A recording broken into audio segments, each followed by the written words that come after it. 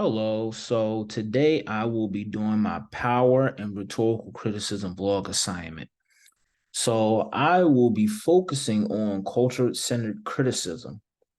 So culture-centered criticism is an approach that emphasizes the significance of cultural context when analyzing, critiquing, or interpreting media, literature, or other forms of representation. I will be using this tool to analyze how history is commonly taught here in the West. Here in the West, history is commonly taught from a European perspective, and Europeans are positioned in the center of history. They are portrayed as the lone contributors of philosophy, art, architecture, and human development. This is demonstrated in almost all forms of literature and media, and this erasure serves to eliminate the contributions of other groups of people. As someone who was Black, I can attest to the fact that it's common to not see my people properly represented on the timeline of human achievement. Achievements such as astronomy, science, literature, and art. What this calls me to do is analyze the media or literature that I'm consuming and try to find my place within it because I know that my people's contribution likely has been left out. When the dominant group has had the monopoly on the dissemination of literature, media, and even history, they can conveniently leave out other contributions or leave out the contributions of other cultures and ethnic groups and situate themselves at the center of human development.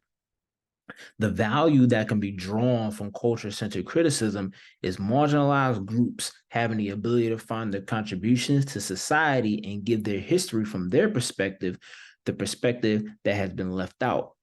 This can serve to adjust the imbalance of power through creating alternative narratives from the perspective of those without power.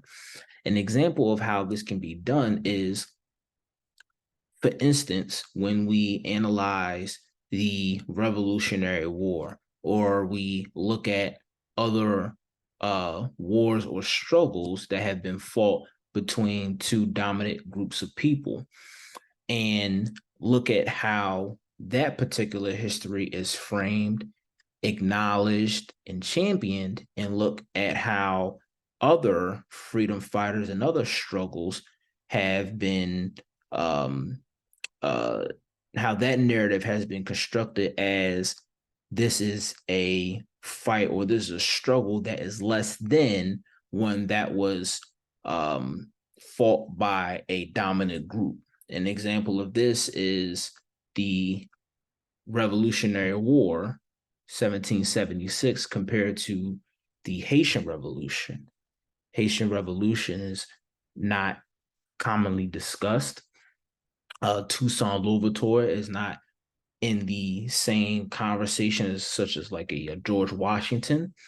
And I think that by seeing the value in historical contributions by a particular group or culture, I think that it adds not only value to the overall perspective of human development and achievement, but also adds internal value to an individual that belongs to that marginalized group. By being able to see yourself on the world stage and see that your people and your culture has had great contributions to human development, it instills a sense of pride, and it instills a feeling that you have value not only as an individual, but you also have value as a member of this group that you belong to.